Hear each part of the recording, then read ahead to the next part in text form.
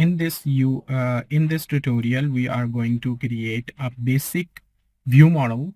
We are going to create a basic view model, and here you can see the previous code is working perfectly. So let's go to home view model and see what changes we made. We'll update our package, and this is a basic HomeUiState class which we created. We have 3 parameters in it. First of all is emergency active, second is emergency location, and third is emergency detail.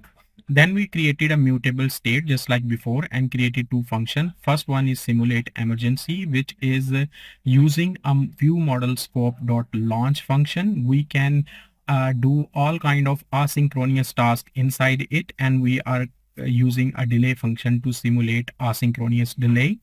And then we are just updating the UI state, and we are creating a new copy of it. And similarly, inside this function, to resolve the emergency, we are creating a simulated delay.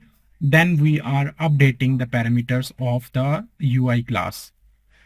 So the HomeUiState is a data class, and the way we change this inside our view model is to handle the logics of the mutable state.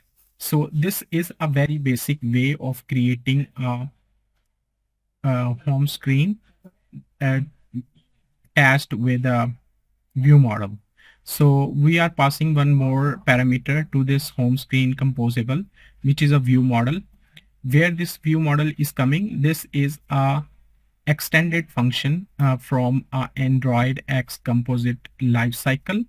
We have to import in build.gradle file, and we have to import the implementation of it inside our dependencies.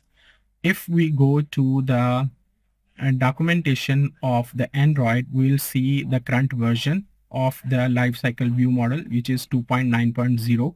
and we'll import this dependency inside that, and like this, and we'll just sync it, and we can compare the version number, which is 2.9.0, and we can update this inside here. So it is simple androidx lifecycle view model compose. And once the sync is finished, what we are going to do, we are simply importing this statement inside our home screen composable. All we have to do is to create an import statement just like this from a ViewModel-compose.Runtime.getValue, and now we are set to go. And let's see how we utilize that. We created a modifier.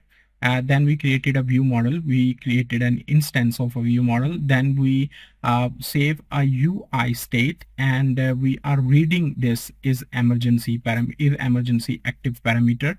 And if that emergency is active, we are just creating a UI to with a button, and we are simulating on click, and we are calling view model.resolve emergency function. Whenever the button is clicked, it will call our function of resolve emergency, and if emergency is already resolved, we are waiting for notification, we will simulate the emergency.